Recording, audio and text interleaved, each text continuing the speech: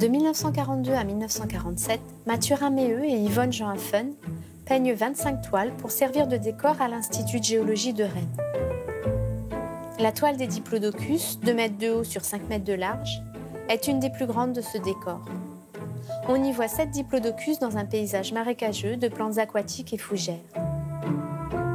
Pour s'accorder avec les meubles des collections de l'Institut de géologie, comme l'ensemble du décor, elle est réalisée dans un camailleux d'ocre jaune, rouge et gris. C'est la seule signée du nom entier de Mathurin Méheux.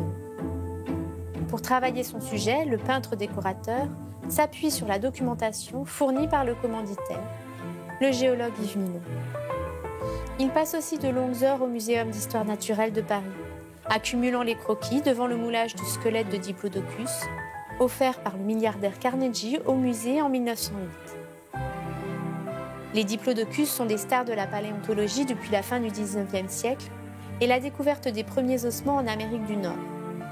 En effet, leurs mensurations près de 30 mètres de long ont de quoi faire tourner les têtes et alimenter tous les imaginaires. C'est sans doute un élément qui a présidé au choix de ce thème par le commanditaire. Au final, si cette œuvre présente de nombreuses incohérences anatomiques au regard des connaissances paléontologiques actuelles, elle n'en demeure pas moins un des éléments majeurs du paléo-art français.